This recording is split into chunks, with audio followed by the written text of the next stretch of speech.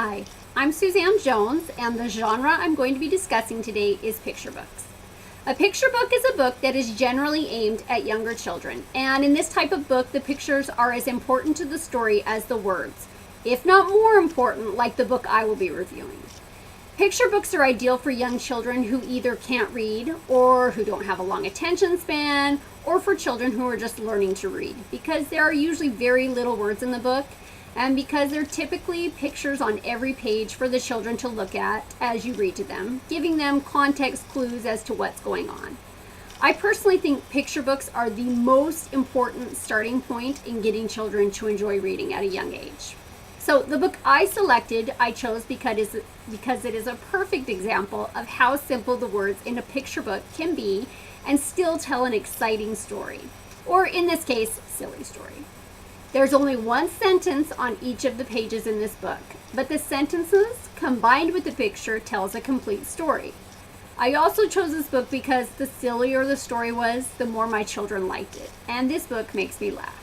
So without further ado, the book I'm reviewing is David Gets in Trouble by David Shannon.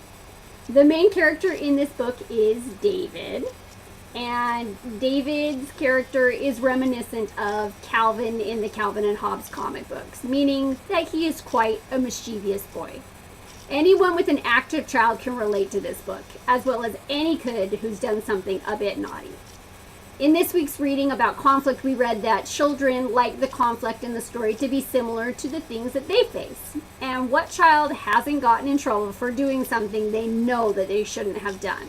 However, since the sentences in this story are so simple and don't have much description, the pictures in the book have to pull you into the story and tell you what's happening. The sentences in this book are basically just David's excuses for something he did, but the pictures tell us the full story. I'm going to read you a couple pages out of this book. David says, "I forgot." What did David forget? David forgot his pants. He's on the way to school with his lunchbox wearing his underwear. Here we see his poor mother running like mad to get him his pants so he doesn't show up to school in his underwear. Another sentence in the book says, "But she likes it." Who likes what? The cat, of course, likes having its tail pulled by David. So David continues to do things that he probably shouldn't do, but there is a happy ending.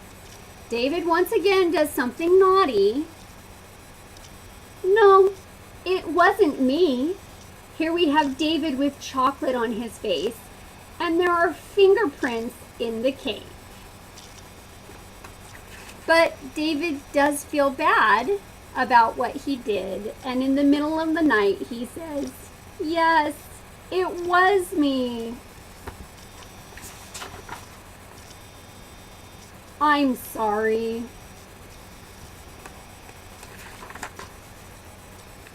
I love you, Mom. So I love this book because it's quite reminiscent of my children, especially my daughter when she was little. But it's so much fun to read. You laugh when you see the things, and the pictures are exciting and funny. So I hope that you read David Gets in Trouble. Thanks.